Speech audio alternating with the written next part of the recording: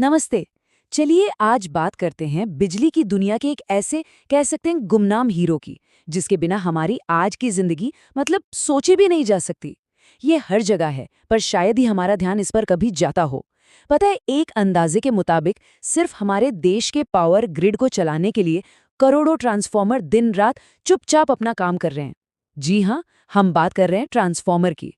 तो कभी सोचा है कि सैकड़ों किलोमीटर दूर पावर प्लांट में जो बिजली बनती है, वो हमारे घरों तक और फिर हमारे छोटे से फोन चार्जर तक बिना अपनी पावर खोए पहुंचती कैसे है?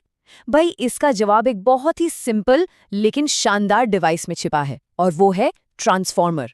तो चलिए आज इसी के काम करने के तरीके को समझते हैं। तो इस सफर में हम क्या क्या देखने वाले हैं? सबसे पहले हम जानेंगे उस अदृश्य कनेक्शन के बारे में। फिर फैराडे के मशहूर नियम को समझेंगे। उसके बाद दो कॉइल्स की कहानी। फिर देखेंगे कि एक ट्रांसफॉर्मर असल में बनता कैसे है। और आखिर में ये भी समझेंगे कि इस पूरी प्रक्रिया में एनर्जी का क्या होता है। ठीक है, तो चलिए शुरू करते हैं। देखिए, ट्रांसफॉर्मर को समझने के लिए ना सबसे पहले हमें कुदरत के एक बहुत ही गहरे रिश्ते को समझना होगा। और वो रिश्ता है बिजली और चुंबकत्व के बीच का। ये दोनों असल में एक ही सिक्के के दो पहलू हैं। और ट्रांसफॉर्मर का पूरा खेल बस इसी एक सिद्धांत पर टिका है। वो ये कि अगर कहीं एक मैग्नेटिक फील्ड यानी कि एक चुंबकीय क्षेत्र लगातार बदल रहा है, तो उससे बिजली पैदा की जा सकती है। और ये कोई जादू नहीं, ये बिल्कुल प्योर साइंस है। और यही वो सिद्धांत है जो एक ट्रांसफॉर्मर को उसकी असली ताकत देता है। और इस कमाल की खोज का श्रेय जाता है महान वैज्ञानिक माइकल फैराडे को। उनका दिया हुआ इलेक्ट्रोमैग्नेटिक इंडक्शन का नियम यानी विद्युत चुंबकीय प्रेरण का सिद्धांत, बस उसी ने ट्रांसफॉर्मर और न जाने कितने ही दूसरे डिवाइसेस के लिए दरवाजे खोल दिए। तो फैराडे का एक्सपेरिमेंट था क्या? देखिए, जब एक कंडक्टर मतलब कोई भी ऐसी चीज जिससे बिजली गुजर सकती है, उसे एक मैग्नेटिक फील्ड से गुजारा जाता है, तो उसके अंदर एक इलेक्ट्रोमोटिव फोर्स या कहें कि ईएमएफ पैदा होता है। इसको आप बिजली का एक धक्का भी समझ सकते हैं। और अगर सर्किट पूरा हो, जैसा कि यहाँ दिख रहा है, तो बस यही धक्का करंट को आगे बढ़ाता है। अब इसको जरा सा टेक्निकली समझते हैं। फैराडे का नियम ये कहता है कि जो वोल्टेज पैदा होगा यानी ई, वो दो चीजों पर डिपेंड करता है। एक तो ये कि मैग्नेटिक फ्लक्स यानी फाई कितनी तेजी से बदल रहा है, और दूसरा तार के कितने घुमाव या टर्न्स हैं यानी एन।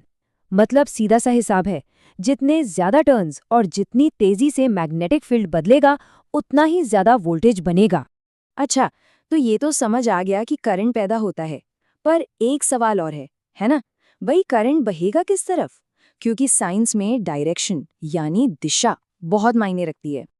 और इसका जवाब हमें मिलता है लेंस के नियम से। ये नियम बहुत ही दिलचस्प बात कहता है। ये कहता है कि कुदरत को ना बदलाव पसंद नहीं है। वो हमेशा उस बदलाव का विरोध करती है जिससे वो खुद पैदा हुई है। इसे ऐसे समझिए, जब एक चुंबक का नॉर्थ पोल कॉइल के पास लाया जाता है, तो कॉइल के अंदर जो करंट बनता है ना, वो खुद एक नॉर्थ पोल बना लेता है। क्यों? ताकि वो उस चुंबक को धकेल सके, उसका विरोध कर सके। और जैसे ही चुंबक को दूर ले जाया जाता है, करंट अपनी दिशा बदल लेता है और एक साउथ पोल बना देता है, ताकि वो उसे वापस खींच सके। मतलब ये हमेशा उसी वजह का विरोध करेगा जिसने इससे पैदा किया है। तो अब तक हमने एक तार और मैग्नेटिक फील्ड के बेसिक प्रिंसिपल्स तो समझ लिए। अब कहानी को आगे बढ़ाते हैं और देखते हैं कि जब एक की जगह दो कॉइल्स एक साथ काम करते हैं तो क्या होता है। यहीं से ट्रांसफॉर्मर की असली कहानी शुरू होती है। देखिए, होता क्या है, जब पहले कॉइल में ऑल्टरनेटिंग करंट यानी एसी बहता है, मतलब ऐसा करंट जो लगातार अपनी दिशा बदलता रहता है, तो वो अपने चारों तरफ एक बदलता हुआ मैग्नेटिक फील्ड बनाता है। अब ये मैग्नेटिक फील्ड, जिसे हम फ्लक्स भी कहते हैं, पास रखे दूसरे कॉइल से होकर भी गुजरता है। और जैसा कि फैराडे ने बताया था, ये बदलता हुआ फ्लक्स दूसरे कॉइल में भी एक वोल्टेज पैदा कर देता है। बस इसी को कहते हैं म्यूचुअल इंडक्शन। तो यहाँ पे ना दो तरह के ईएमएफ काम कर रहे हैं। एक तो है सेल्फ इंड्यूस्ड ईएमएफ, जो पहले कॉइल में अपने ही करंट की वजह से बनता है। लेकिन जो चीज़ ट्रांसफॉर्मर के लिए सबसे ज़रूरी है, वो है म्यूचुअल इंड्यूस्ड ईएमएफ। ये वो वोल्टेज है जो पहले कॉइल की वजह से दूसरे कॉइल में पैदा होता है, और पावर का सारा ट्रांसफर इसी की वजह से होता है। तो फैराडे का नियम, लेंज का नियम, म्यूचुअल इंडक्शन अब इन सारे टुकड़ों को एक साथ जोड़ने का वक्त आ गया है। चलिए अब देखते हैं कि इन सब से मिलकर एक असल ट्रांसफॉर्मर कैसे बनता है। और ये रहा वो डिवाइस, एक ट्रांसफॉर्मर। जानते हैं इसकी सबसे खास बात क्या है? ये एक स्टैटिक डिवाइस है, मतलब इसमें कोई भी हिलने डुलने वाला कोई भी मूविंग पार्ट नहीं होता। और यही वजह है कि ये इतने ज्यादा एफिशिएंट और भरोसेमंद होते हैं। तो चलिए इसके मेन फंक्शंस को फटाफट समझ लेते हैं। जैसा कि हमने देखा, ये एक स्टैटिक डिवाइस है जिसमें कोई मूविंग पार्ट्स नहीं होते। इसका काम है दो वाइंडिंग्स के बीच पावर को ट्रांसफर करना, और सबसे जरूरी काम एसी वोल्टेज और करंट के लेवल को बदलना। याद रखिए, जिस वाइंडिंग में पावर दी जाती है वो है प्राइमरी, और जिससे पावर ली जाती है वो है सेकेंडरी। अब तक हमने देखा कि एक ट्रांसफॉर्मर आइडियली कैसे काम करता है, लेकिन असल दुनिया में कोई भी मशीन 100% एफिशिएंट नहीं होती। हर एनर्जी कन्वर्जन की एक कीमत चुकानी पड़ती है, और ट्रांसफॉर्मर भी इससे अलग नहीं है। तो होता ये है कि जब ट्रांसफॉर्मर के आयरन कोर के अंदर मैग्नेटिक फील्ड तेजी से बदलता है तो कोर खुद गर्म होने लगता है, और ये गर्मी असल में एनर्जी का लॉस है। इस एनर्जी लॉस की दो मुख्य वजह हैं, एक है एडी करंट लॉस और दूसरा है हिस्टेरिसिस लॉस। आइए इन दोनों को समझते हैं। देखिए, एडी करंट लॉस क्या है? ये कोर के अंदर ही बनने वाले छोटे छोटे अनचाहे करंट्स हैं। इनसे बचने के लिए कोर को एक सिंगल मोटे पीस में बनाने के बजाय पतली पतली इंसुलेटेड प्लेट्स को जोड़कर बनाया जाता है। और हिस्टेरिसिस लॉस, ये वो एनर्जी है जो कोर के मैग्नेटिक पार्टिकल्स को बार बार अपनी दिशा बदलने में खर्च होती है, और इसे कम करने के लिए सिलिकॉन स्टील जैसे स्पेशल मटेरियल्स का इस्तेमाल किया जाता है। तो आखिर में एक सवाल। आज हमने देखा कि कैसे फैराडे के एक सीधे सादे सिद्धांत से एक ऐसा डिवाइस बना जो हमारी पूरे पावर ग्रिड की रीढ़ की हड्डी है। ये सोचने वाली बात है ना कि अगर ये सिंपल सा लेकिन इतना पावरफुल डिवाइस कभी बना ही न होता तो क्या हम लंबी दूरियों तक बिजली भेज पाते? क्या हमारा आज का ये मॉडर्न टेक्नोलॉजिकल समाज बन पाता? ये वाकई एक दिलचस्प सवाल है जिसके बारे में सोचना चाहिए। हर रोज हम न जाने कितने ही डिवाइस इस्तेमाल करते हैं जो बिजली पर चलते हैं, पर क्या कभी ये सोचा है कि ये बिजली आखिर हमारे घरों तक पहुंचती कैसे है? तो आज हम उसी गुमनाम हीरो की कहानी को समझने वाले हैं जो हमारी आधुनिक दुनिया को चला रहा है, ट्रांसफॉर्मर। ये एक बहुत बड़ा सवाल है ना? देखिए, अगर बिजली को बस यूं ही लंबी दूरी तक भेजा जाए तो तारों के अपने रेजिस्टेंस की वजह से उसकी ज्यादातर एनर्जी गर्मी बनकर बर्बाद हो जाएगी। तो फिर पावर प्लांट से हमारे घर तक का ये लंबा सफर बिजली आखिर पूरा करती कैसे है? और जवाब इस कमाल की मशीन में छुपा है। ये कोई आम डिवाइस नहीं है, ये समझिए कि बिजली का रूप बदलने वाला एक जादूगर है। ये बिजली को पहले लंबे सफर के लिए तैयार करता है और फिर हमारे इस्तेमाल के लिए उसे बिल्कुल सुरक्षित बना देता है। तो चलिए इस गुमनाम हीरो की कहानी को परत दर परत खोलते हैं। हम सबसे पहले इसके पीछे के विज्ञान को समझेंगे, फिर इसकी बनावट को जानेंगे, इसके दो सबसे जरूरी काम देखेंगे और आखिर में ये देखेंगे कि ये हमारी दुनिया को पावर कैसे देता है। हर महान आविष्कार के पीछे एक शानदार वैज्ञानिक सिद्धांत छिपा होता है, और ट्रांसफॉर्मर के मामले में ये सारा जादू शुरू हुआ माइकल फैराडे की एक जबरदस्त खोज से। फैराडे को पता चला कि बिजली और चुंबकत्व यानी कि इलेक्ट्रिसिटी और मैग्नेटिज्म आपस में गहराई से जुड़े हुए हैं।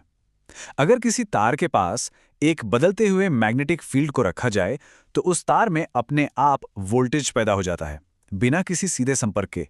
बस यही एक लाइन ट्रांसफॉर्मर का मूल मंत्र है। अच्छा, ये थोड़ा मुश्किल लग सकता है, लेकिन इसका सार बहुत आसान है।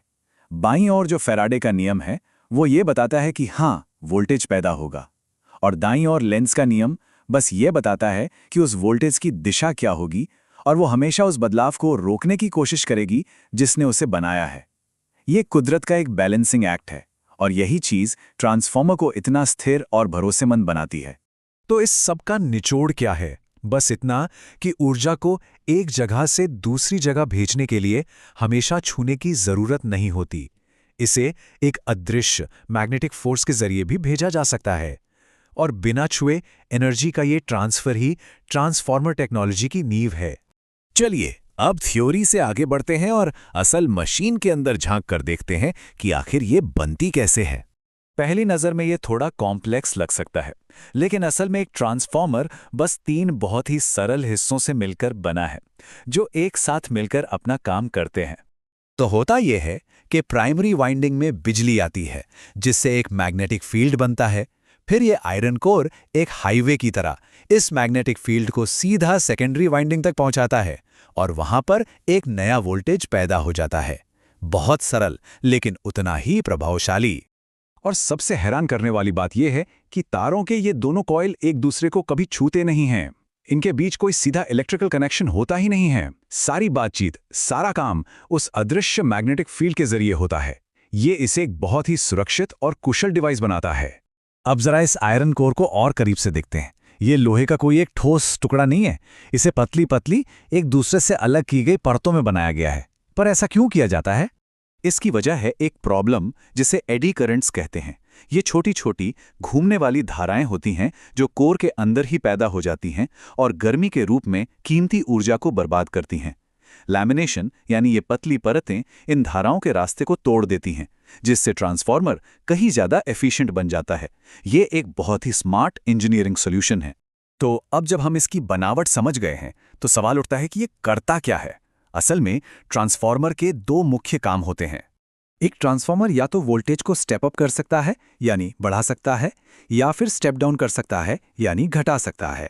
और ये सब कुछ निर्भर करता है प्राइमरी और सेकेंडरी वाइंडिंग में तारों के फेरों यानी टर्न्स की गिनती पर। सीधा सा हिसाब है। अगर सेकेंडरी में ज्यादा फेरे हैं तो वोल्टेज बढ़ेगा और अगर कम फेरे हैं तो वोल्टेज घटेगा। बस इतना है। अब चलिए इन सभी टुकड़ों को एक साथ जोड़ते हैं और देखते हैं कि ट्रांसफॉर्मर असल दुनिया में हमारे पूरे पावर ग्रिड को कैसे चलाता है। यहाँ हम बिजली की पूरी यात्रा देख सकते हैं, पावर प्लांट से लेकर हमारे घरों और दफ्तरों तक। और इस पूरे सफर का हर एक कदम सिर्फ और सिर्फ ट्रांसफॉर्मर की वजह से ही मुमकिन हो पाता है। देखिए, पावर प्लांट में बिजली बनने के तुरंत बाद एक स्टेप अप ट्रांसफॉर्मर वोल्टेज को लाखों वोल्ट तक बढ़ा देता है, ताकि लंबी दूरी के सफर में एनर्जी लॉस कम से कम हो।